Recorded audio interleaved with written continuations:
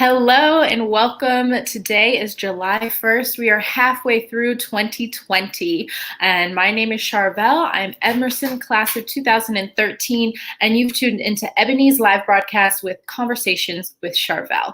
Now, today I have a very special guest. His name is Andre Joseph. He's an Emerson alum, an independent filmmaker who's worn pretty much all the hats out there. He's been a producer, a director, a writer, an actor. So we're going to dive into his process, his career, and see if he has any tips for our young novices coming up the ranks, or any of us that are looking for a little boost to our career or to switch lanes. So we'll bring Andre in now. Here we are. Hi, Andre. Hi, hello. Hello, Ebony. Hello, Emerson. Awesome. My pleasure. Awesome. Thank you so much for coming. I hope you've been staying safe and well and not too crazy. I have, but nice walks around here in Delaware where my mom lives. It certainly helps me clear my mind every now and then. Awesome. So necessary. A little clarity. That's great. Great. So let's dive in, just go into it. So you've had quite a successful career as an independent filmmaker, but I want to back it up a little bit. And let's start from the very beginning, because I know that a lot of us, we have these passions as children that turn into careers and are able to manifest them. Is that the case for you? Have you kind of always been into filmmaking? Oh, absolutely. It started for me where me and my cousins used to go to my grandmother's house a lot in Brooklyn. And basically, I used to collect a lot of toys as a kid. And any cartoons that I used to watch, I would take the toys and start reenacting what I saw. And at the same time, I was also taking classes in school where I was learning how to do creative writing. So I got my own ideas just based on shows that I watched, movies that I saw, video games that I played. And it came to the point where me and my cousins, we were doing so many of these like sort of role playing things when we were at my grandmother's house that my uncle had just gotten a video camera, and we said we should start filming this stuff. Now, this was like the early 90s, and I was probably like maybe 10, 12 years old. My uncle wasn't going to let me touch his expensive VHS camera. So at the point where me and my mom and the rest of the family, we went on vacation to South Carolina, and we met some friends on our vacation. She had just gotten a camera, and we wanted to film something. So I begged her to use her camera, and she said, okay, as long as it's safe, nothing offensive. And, we wrote like this little detective movie, and it was fun. And the next thing you know, it was like once I got my own camera, I was getting my friends and my cousins around every weekend to film stuff. And that's what I really wanted as a career. But my parents weren't sure. They thought it was just phases that was going to go away. And so they said, well, by the time I was in high school, they had me do a summer program at the New York Film Academy. And it was a 4-week program where they teach you how to shoot on 60 millimeter film and editing on the Steenbeck tables and learning how to light, learning how to do cinematography. And it was definitely tough. It was a whole different experience. But it was something that made me say, okay, now I got these tools. Now I think I can really do this. And, then it became like a journey from high school to Emerson to get my degree. And the rest was kind of history from there. Yeah. So why Emerson? I know we all have like our individual stories of why we picked Emerson. Why was it like a choice, or what made you choose Emerson? Well, when I was in high school, I actually had my heart set on NYU because Spike Lee went there, Martin Scorsese. It was like the premier place for filmmakers to get their start. My parents heard a lot about Emerson in terms of their program, and were really trying to push me to go there. But, I said, okay, I'll submit to both schools. And I didn't have the best SAT scores, so I ended up going to a community college in Florida for 2 years just to get my gen ed done. And after those 2 years, when I knew I wanted to go back up north, I ended up deciding to go look at Emerson. And I visited her once, but I visited her a second time. And I saw how not only is Boston just a beautiful city, but just Emerson was more up to date with where the technology was going, where the business was going. And there was equal opportunity for people like myself, regardless of what our grades were, to get into those programs and to Yeah. be involved, and also to volunteer on student films. Yeah. So that was Very enough of a selling hands-on. point for me to say, Mhm. yeah, it was enough of a selling point for me to go and say, well, if I go to NYU, I'm going to get lost in the shuffle, and I don't really want to stay home. So Yeah. I'd rather Yeah. be in Boston, and I came in as a transfer student in 2004, and that was really where I think my experience grew from there. And you transferred from the New York Film Academy, is that correct? I did Film Academy as just like a summer program. I Oh, actually went okay. to Curtis High School in Stemmen, and I Oh, graduated there in 2002.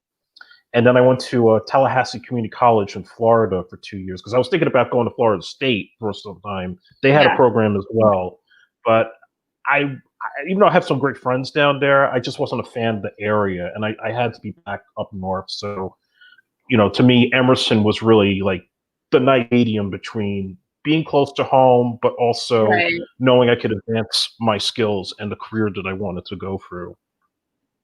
Awesome. Yeah, very similar for myself as well. Like I was very drawn to the hands-on training, state-of-the-art equipment, like yeah, same smaller class sizes so you don't get lost in the shuffle as you were saying. So I think that's definitely a draw for a lot of us, especially artists, because we don't want to get lost. We want, we want to shine. I think a lot of us, and it's easier to do when it's a smaller classroom size, but also easier to learn, at least for myself. So that's awesome. And then, so what were your steps after graduating? Did you do the LA program, by the way?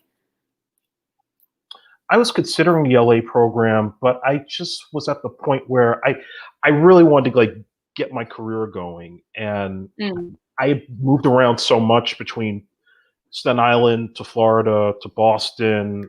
I didn't want to make a mhm. whole big jump right then and Yeah, there. yeah. So I went back home, and that's when I made my first feature film called Priceless. And Mhm. that was supposed to be my first real kick in the door to finally, have something that was going to be the next big independent splash. Right, right. Nice. And okay, so what can you tell us a little bit about that first film, the experience of doing it, and just like all the things that went into it? Because I think a lot of people now, especially in the age of cell phones, and it's easier now to kind of produce stuff, and it gives you a lot of power. So can you talk a little bit about doing that, being an independent filmmaker? That was an interesting transition period at that time. Mhm. There wasn't Kickstarter to raise funds. There wasn't Right. this way to like have your video stream on like Film Freeway and be easier to submit films. It was still like sort of the old school process of getting movies made. But the thing was, now this is a movie dealing with a jewel thief trying to get back with his girlfriend from high school, and he's on Hmm. the run from the mob. It's like a little bit of action, but kind of romantic comedy element to it.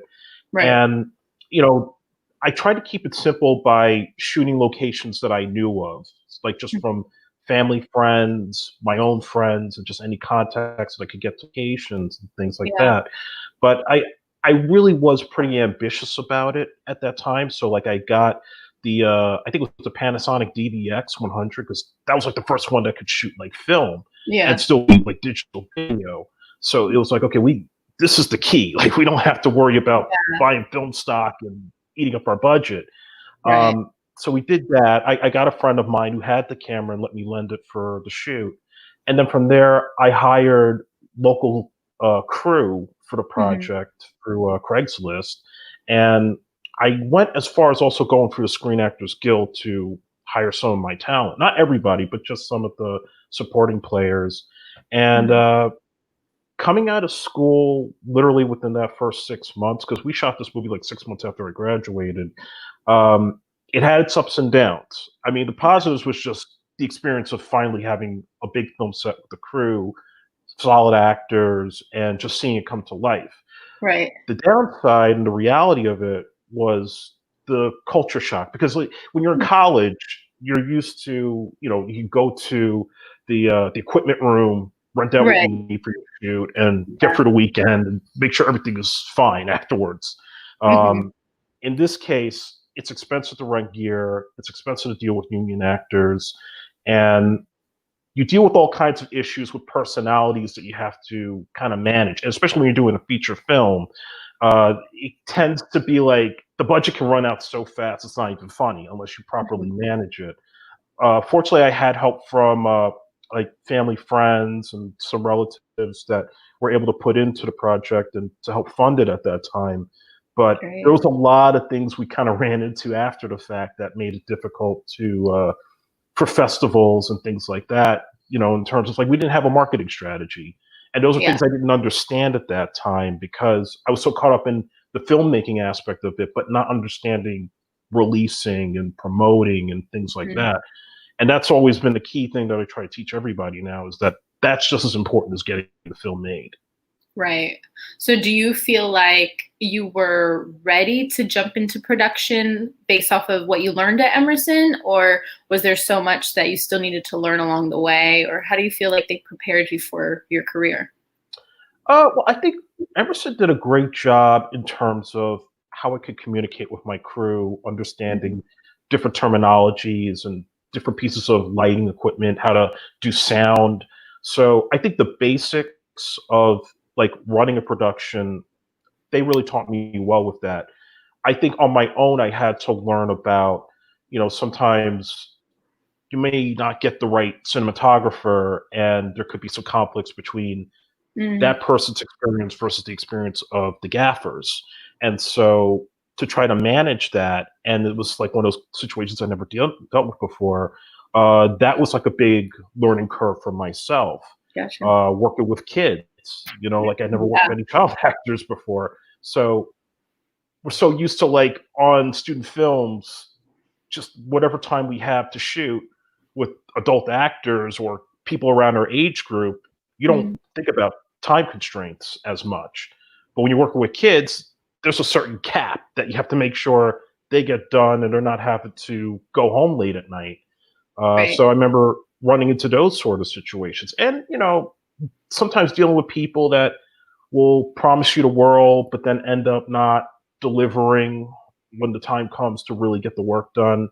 So those are like some of the little realities that I think I ran into during the shoot. But it made me stronger in terms of later productions where I really had more of a tight grip on, really running the set in a Mhm. way that nobody would ever feel discouraged or feel tense. But at the same time, not be a pushover when it came to certain creative differences or any kind of production issues that might go on. Nice. Now, for those who just tuned in, hello and welcome. My name is Charvelle. This is Conversations with Charvelle. I'm here with Andre Joseph, Emerson grad, an independent filmmaker who's been a director, producer, actor, and writer. We're talking about his first feature film and kind of his career post Emerson. So you talked about, those challenges that you learned along the way. Now, is that something, I'm thinking as a writer, so you notice the problems or like at least, the restrictions with child actors, is that something that you now write into, you knowing, so it's like maybe less children in your scripts, or do you just go, I know what I need to do in production and I'm ready to do it, but it doesn't affect your script, or do you just kind of I I'd edit? say I totally think those things through before I go and film now. I've had that issue too, where not just with kids, but in general with like certain scenes that I've written where they require a lot of extras. Like Mhm. a club scene or a big office Right. scene, and you're just trying to grab whoever's available that day, Yeah. whether they have tech experience or not. But you don't ever always think about the fact that the more people you have, the more you have to manage and the more Mhm. mouths you have to feed. Right. So that's something that I take into consideration now. Like my very first movie that I did when I was very young, I mean, I didn't have any food on set. You could see how people would get very cranky very Yeah. quickly on certain days. Hangry. Yeah. Yeah, so it's like, okay, I have to be mindful that, yeah, you're trying to get the movie made, but there's also human resources that you have to Right. concern yourself with. So I do think about that. Like, if I know I'm going to self-produce the project, then I try to be Mhm. mindful of, do I have access to these kind of locations that I'm writing for? If I run into a certain particular block, you could Mhm. say, like if I'm on the shoot and something happens budget wise or whatever, can I scale it back in the writing and not lose the direction of the story? So I try to think in those terms sometimes, and sometimes it's been successful, sometimes maybe not so much, but those are things you kind of have to do. Like you have to kind of think on your feet when you Right. go through those type of situations. Right. And certainly when it comes to budget, you know, I mean, it's just the reality of everything. Like we have these grand visions of what we want to do, but we only get maybe a percentage of what that is in the final version. And it could either be really good or, you know, it could just be all right. Yeah. Yeah. Awesome. Well, before we dive a little bit further into your career, let's take a look at your sizzle reel, which we have ready to watch here. So I'm going to start this up. Let's take a look.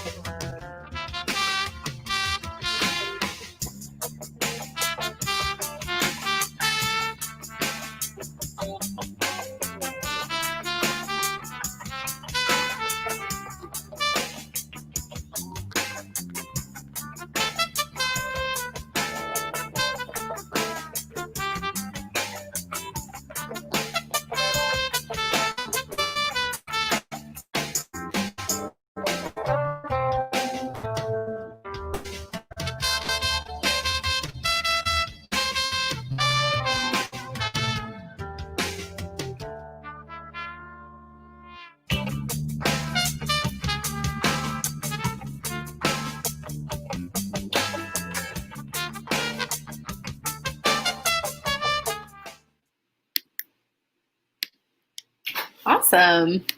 So yeah, so clearly by your reel, we can see that it's not just film. You've done quite a lot of other stuff. I saw some music videos in there and some like reporting journalism stuff. What is like kind of like your favorite thing that you do? What's like the best thing about your career? It has to be just the film work that I've done, just narrative storytelling. You know, I just think when I have those ideas, I put it down on paper, then I see the actors bring it to life.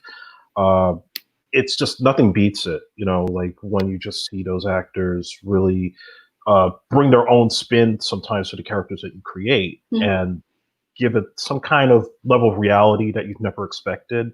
I think I always appreciated that, like just the level of seriousness that the talent will put into making the project better. Same thing with the crew. You know, they could come in with their own ideas and really enhance the vision that I have.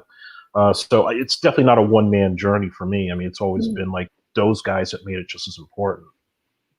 That's great. Do you find yourself working with a lot of Emerson alumni, or is your network kind of a little bit more external? I would say it's more external than anything else. I mean, I wish I could say there were more Emerson students that I've worked with, but many of the ones that I'm very close friends with are all in LA now, or may have Yeah, stepped out of the business a little bit. yeah. But I mean, I've done some small projects here and there with some former classmates here and there, so it's not like I've been totally out of the loop with that. Great. And I see that there's like a lot of action in your films. How does that work with, I know, budgeting, choreography, stunts, and things like that? Can you talk a little bit about that process? Sure. So, I've done, I would say, 3 films that have had action in them, and that was The Priceless, Disarm Vendetta, and the sequel Vendetta games. And I think for me, there is definitely a lot of choreography that has to be planned out with doing fight scenes, doing gun scenes, and making sure things are done safely, nobody's getting hurt, and really having the good amount of storyboards and shot lists to really map out the choreography of how it's all going to play out in the edit.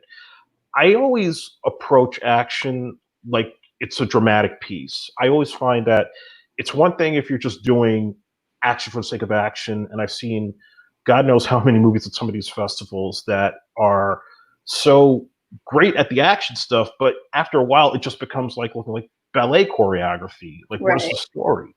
Yeah, So yeah.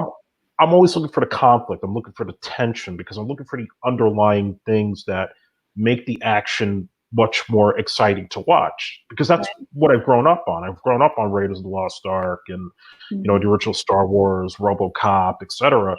And those movies have an undercurrent when it comes to how they approach an action sequence. It's more than just the gunplay and the fist fights. It's everything else that makes the narrative arc work.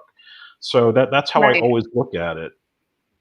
Yeah, I love that because I feel like a lot of action movies today, we become so numb to the violence. And so, and a part of that is because it's not really serving a purpose. So I love that make sure that every, action sequence is serving a purpose in the story and, definitely putting intent into it, because that's really what's missing, I think, from a lot of these blockbusters we see. It's like, okay, we've seen it before. What's next, kind of thing. So that's great. Now I want to talk a little bit about specifics. So there's, you've had like the Vendetta games you were saying, which is a little bit more action, and then on the opposite side you have the saxophonist. Am I saying that right? Yeah. Yeah, which is a completely different vibe. So how was that switch for you? It wasn't a difficult one. I had written the saxophonist when I was in Emerson. I was actually planning to do that as a BFA project, but Wow. it was just too big of a script to do that with at that Okay. time. So Yeah. I kind of put it on the shelf, and life experiences, as well as just the struggles of being an independent filmmaker living in New York, it started making me think about that particular script, because that was based on 2 things. It was just based on personal things I was going through at that time, but it was also based on this history of jazz class that I took at Emerson, and studying Miles Davis, John Coltrane, Charlie Parker, and all the legends who pushed the music in their respective decades that they were performing in. And I just said to myself, well, what would an artist now be doing to try to push it in this modern age? So when I combined those 2 ideas, I said, okay, I think I can make this relatable now because of what I've been through. And let's take a jazz saxophonist who wants to be one of those greats, but has that struggle of, you know, sacrificing the career for the personal life and getting a 9 to Right. 5, which he really doesn't want to do. He wants to pursue his dream. Yeah. And he reaches that crossroads where that opportunity does come, but he also finds love. So it's like, can he have both? Can he have to choose? So it's like a lot of those little conflicts that he goes through. And I thought that was just Right. something I could really stick my teeth into. Nice. Okay. That being said, take a look at the trailer. I have here for us to watch. Let's see here.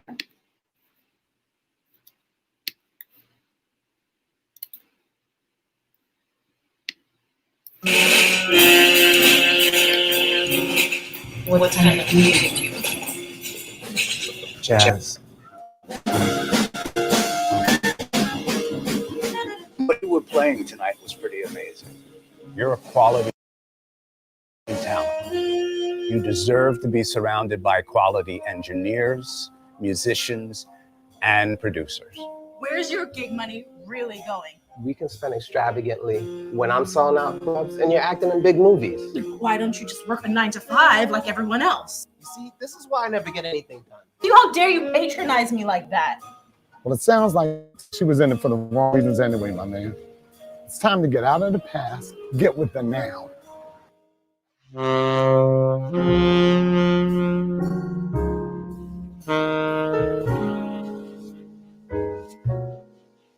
People come to hear my band live. All the nonsense just fades away. It's just pure. So, is music all your life? I thought it was. So recently. If you are serious about kicking your music up to the next level, we're going to need you out here with us in Los Angeles. What did you tell them?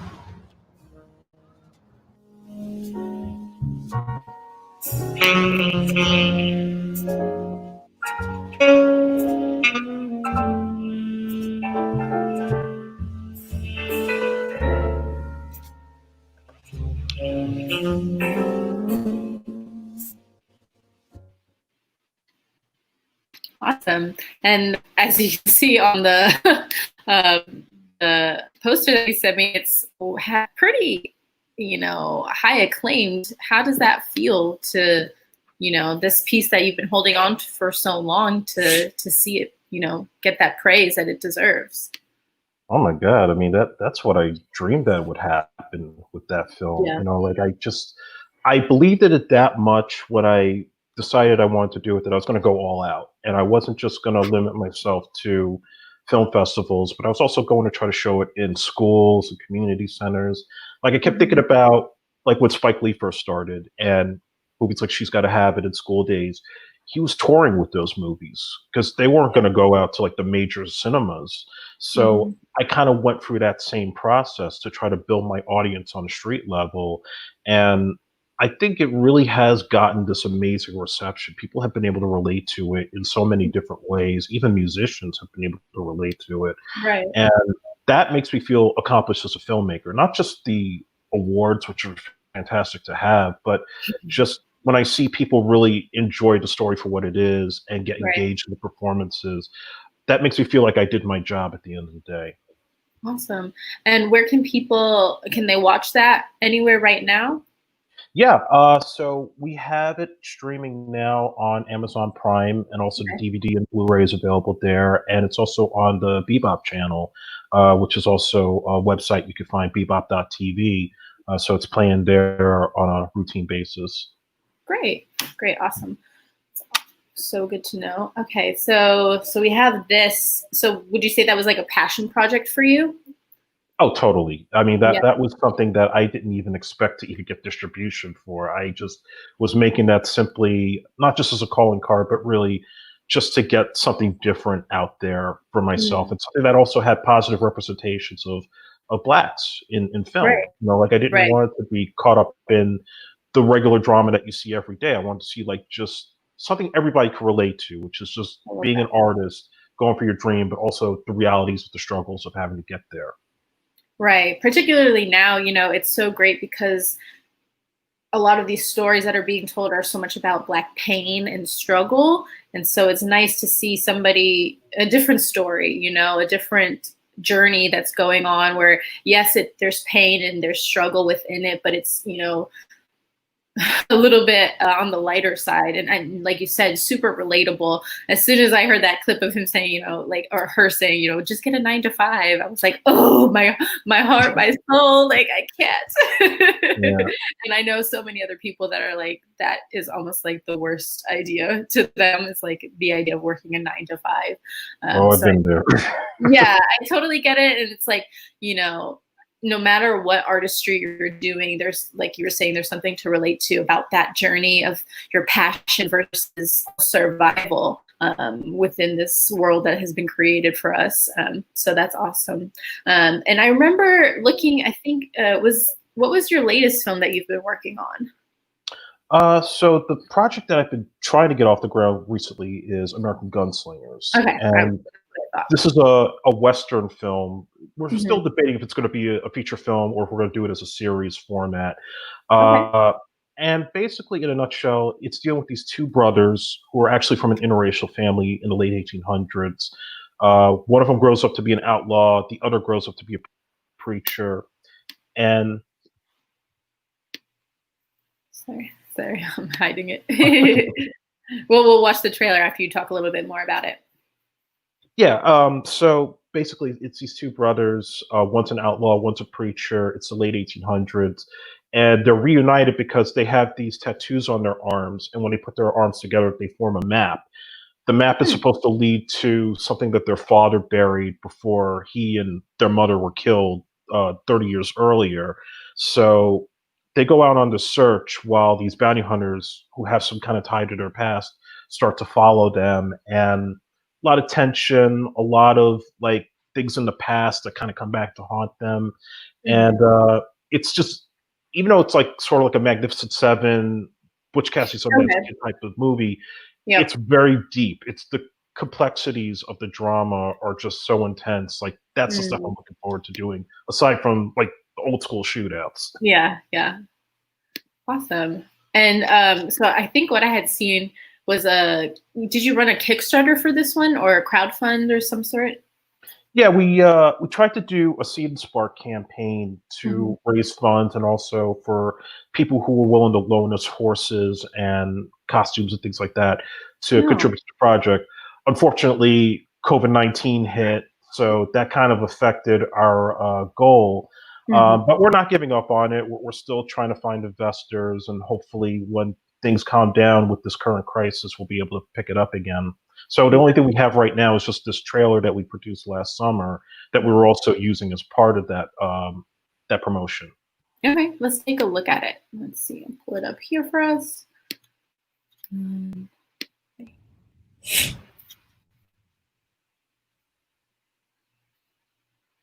Love has so much power.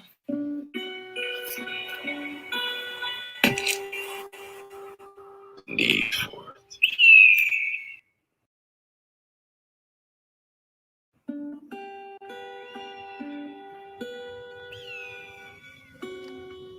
Protection of it.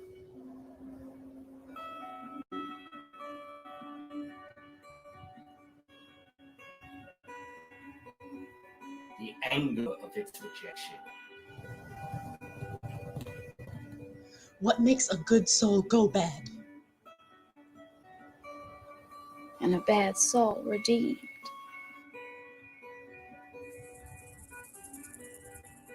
Who has the right to judge when it comes to the matters of the heart?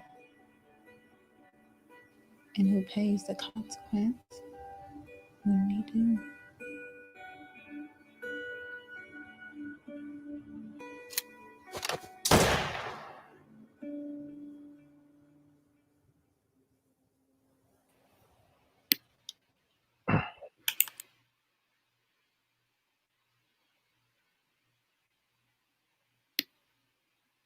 Cool.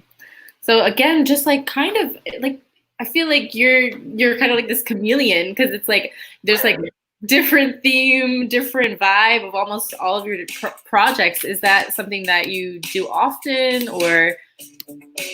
Sorry. Yeah. What is up, everybody? That's my podcast. Oh, okay. It auto played after the video. Okay. So talk a little bit about that. Like, I feel like there's a lot of pressure for writers and creators to like pick a lane, but it seems like you have your foot in almost every lane. Is that by choice or you just feel like you want to conquer it all? I think it's just by choice, really. I'm always looking for a new challenge as a filmmaker. Yeah. I don't always want to be stuck doing the same old stuff. Like for a while, it was the cop thing. and I kind of got tired of that. So there was one point when I did a fraternity comedy called Tempted, which I also wrote when I was at Emerson, and that was totally something that nobody would have expected me to do. And then the saxophonist, was again like doing a love story involving jazz. I have friends who know me for being into all the geek stuff like Star Wars and Marvel and DC. Like, how could this guy do a jazz movie? So I'm always looking for stuff that I know I can relate to because I'm a very eclectic person. Anybody that's ever seen like my music collection knows like I don't just stick to one particular genre. There's a whole decades worth of music that I'm into, different artists, and they get surprised with some of the people that I'm into. So it's the same thing even with my film tastes. And so I'm always just looking for things I know I can relate to personally that I would be excited to do and provide a new challenge. Even with American Gunslingers, to do a Western, there's a lot you could do in that genre, but also it forces you to really get the details right. And I feel like that's my next level, is to make a project like that where things like production design and really good cinematography and costuming are essential to the film's success in addition to the performances. Right. And do you do short films and feature long, or are you mostly focusing on features right now? I'm primarily focusing on features, but also lately, because I feel like the climate is changing so much and people are staying home and there's that reluctance to go to theaters.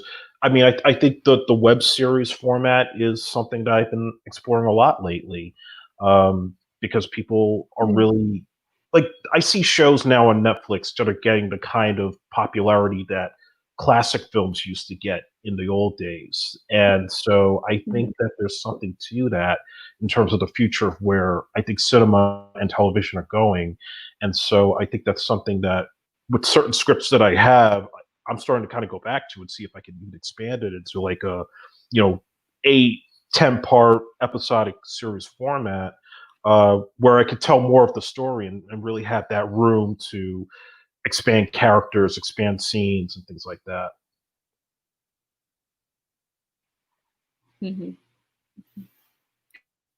A little bit too, there's power in creating your own content, but is that the goal? I'm sorry, I think you cut out. Getting it, out into these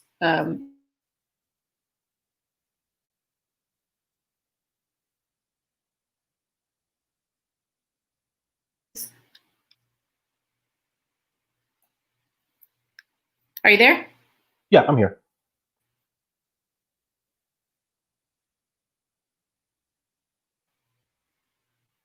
Oh, hello? Yeah, I see. Oh, okay. Did you hear my question? Let me know if I need to repeat. Just repeat it again so I could.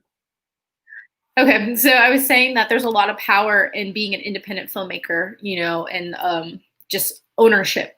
And I was wondering if that is your goal, is to remain an independent filmmaker to maintain that power, or would you like to also kind of break out into these larger production companies and possibly sell content and, movies and things like that? What is the goal for you?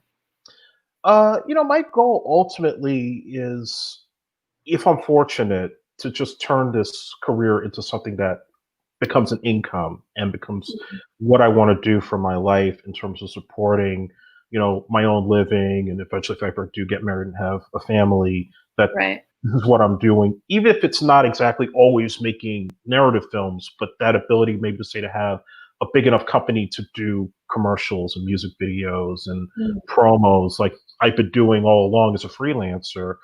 But it's tough because I feel like we're in this place now where I see people producing their own content and they're finding a way to brand themselves to be able to make the income to keep working on things.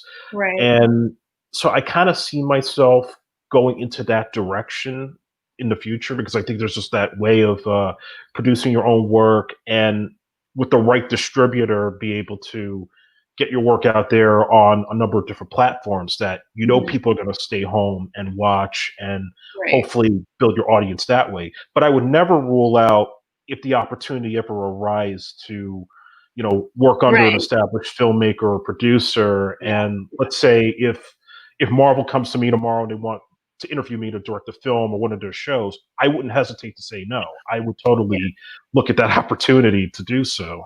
Yeah. Yeah, definitely. I get that. Do you have any advice for like recent graduates on, getting started in filmmaking as an independent filmmaker?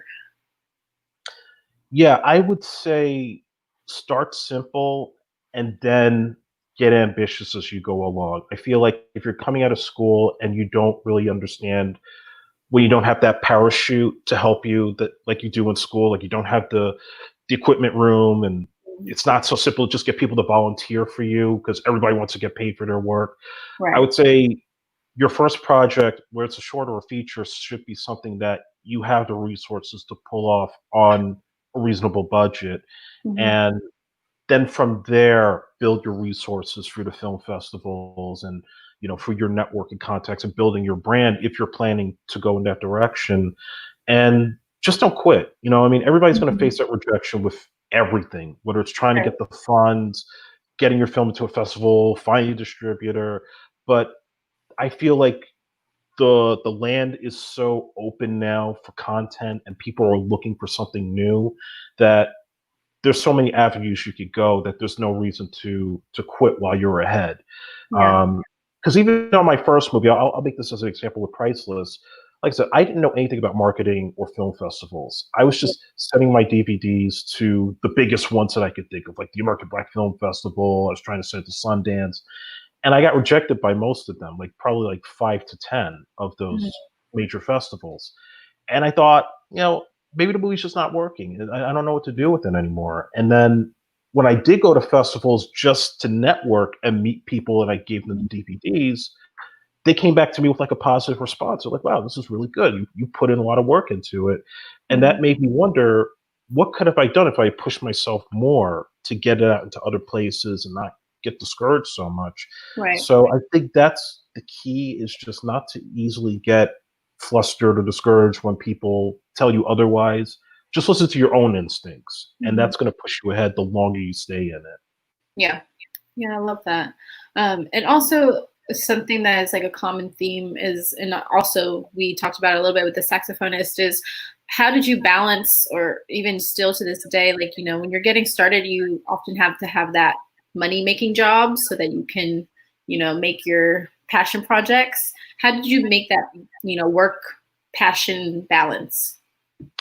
I think in the beginning, it was just getting whatever freelance jobs that I could get. It was production assistant work. It was, even as a cameraman, just filming events, birthday parties, concerts, even just like small promos, like for books and for musicians. And then I think it got to the point where it did eventually expand a portfolio to like magazine companies wanted me to go in and videotape red carpet events. So that kind of helped me for a little bit. I also did school photography for 2 years. And, that may seem like something that people would laugh at, but actually you can learn how to work with kid actors that way when you're having to manage so many different schools of kids and different personalities, and even just working with a crew of people. And that was a fun group of people that I worked with at that job. So that's something I don't ever forget. And I've even worked in a recording studio where I was not only editing podcasts, but I was also helping to shoot and edit music videos and sizzle reels for like wedding bands. So that was also something that it kept me close to what I was doing. I didn't ever have to feel like, I'm straying away from the dream. Like, if I got a camera in my hand or if I have the ability to edit, then I feel like, okay, I'm not losing my skills here. I still keep doing what I got to do. Yeah, I love that. And it's also important to see what you said about the photography for schools, is like, a lot of times there's like, we think that we're not doing what we're meant to be doing or what we want to be doing, but there's like almost like a light at the tunnel. It's like a lesson to be learned from whatever it is, and we can absorb so much from things that we don't actually think are helping us in our passionate careers, like our passion projects and things like that. But if we just kind of change our point of view and our perspective, a lot of times we can see that there's actually something that we're learning that will help us, boost our career in the long run. So I love that you said that. That's awesome.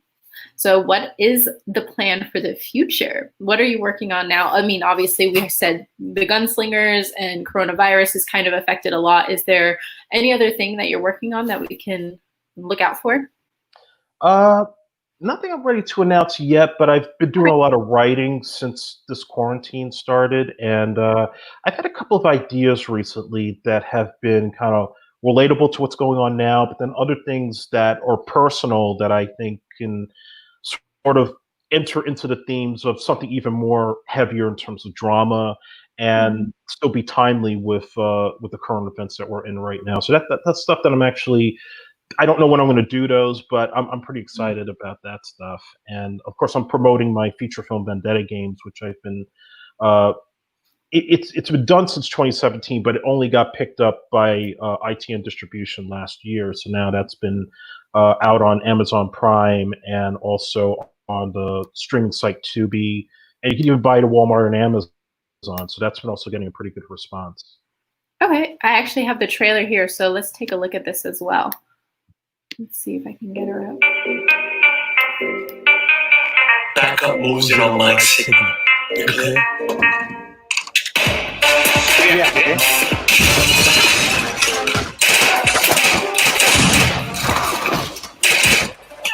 Come home to kids to tell you. That's gonna mean something to you someday. Well, if I keep working and I got you to keep me in check, it's all the motivation I need. People like you, what they die like they live. Heard the only close is a bullet in the head.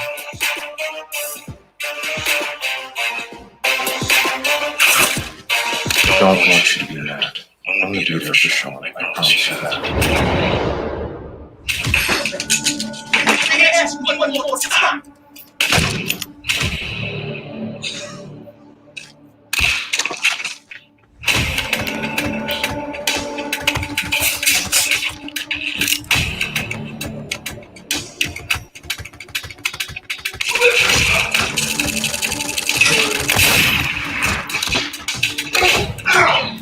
You do what must be done.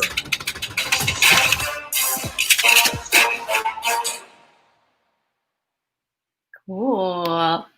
This seems super exciting, fast paced. It's awesome. And will you remind us one more time where we can watch that? That's also available on Amazon Prime, on Tubi, Roku TV, and it's available at Walmart and Target. Oh, cool. So again, that's Vendetta games for anybody that was watching and looking to watch that. Awesome. Okay, so lastly, let's talk a little bit about this virus that's really affecting everything. Do you think that you are in a smart position because as an independent filmmaker, things are a little smaller scale, so you might be able to do a little bit, get back into the ring a little bit faster, or do you think that it's going to hit you pretty hard? I think at the moment it's a little bit of both. I mean, I can't really get out of the house much to get my guys together and do what we got to do. But I think it also puts me in a position now where it's like, if I am going to do something else, then I have to really think about the safety and precaution for all my actors and crew. So I've been really looking at, I mean, I take inspiration from my own governor, just the fact that there's got to be safety protocols put in for people wearing masks and doing temperature checks. And if there's ever some sort of way that it's easier to test people before they come on set, then I'm certainly, welcome to that. Because I think that's important too. So many people get caught up, and I know this from independent filmmaking in general, where it becomes a free-for-all sometimes, where everybody's trying to cut corners to get the project going, and they don't ever think about the safety of everybody else around. And I think through my experiences and experiences I've seen on other sets that you got to really just say sometimes it's great to try to get that great shot, but it's not always worth it if it's going to put somebody at risk. So I try to be mindful of those things now. Yeah, that's great. Awesome. Well, let's wrap it up a little bit. And can you tell us where people can follow you if they want to reach out to you? What's the best places to, get in contact with you? Okay, so my website is ajepyxproductions.com, AJEPYX, all one word. That's where you can see all my updates for current projects, past projects. I'm also on Facebook, Andre Joseph, and we also have a group page for AJ Epyx. You can also follow me on Twitter and Instagram at AJEPYX. And yeah, I mean, I think that's covers everything, and on my IMDb as well. Okay. Very cool. Well, thank you so much for carving some time out and discussing your independent filmmaking, your career with us. It was definitely a great look into, you know, definitely what could be possible if you just really hone in on your passions and, you know, don't let yourself, you know, get disgruntled or, you know, just a real lesson on perseverance, I think, is really the truth that we, you know, talked about in here. You know, you talked about the saxophonist and having that script since Emerson and holding on to it and waiting for the right time. And there's such beauty in patience, I think. And it's clear with your career that you have a lot of it and you're a really hard worker. So kudos to you. Congratulations on all of the awards, all of your projects that you've done and completed. It's truly inspiring to watch. I appreciate it, Charvelle. Thank you. And thank you for everybody that's been watching tonight. Yeah, thank you guys for tuning in. And thank you, Andre. I'm going to remove you now. Have a great night. You too. And for those who are still watching, thank you so much for tuning in. Next week, be sure to come back on the 8th. I will be interviewing Christopher Henderson West, an Emerson alum who works in marketing, and we're going to be talking about branding yourself. Additionally, if you want to be interviewed or if you have a presentation you'd like to present here on Ebony Live, definitely email us at ebonyalumnila@gmail.com and let us know what it is you do and what you'd like to present or be interviewed about, and we'll add you to our roster. We're constantly looking for folks to broaden our horizons and give us insight into various careers, different journeys and things like that. But that's it for today. Thank you for watching. We're on July 1st. We have 6 more months of the year. Let's make them great. All right. Have a good night.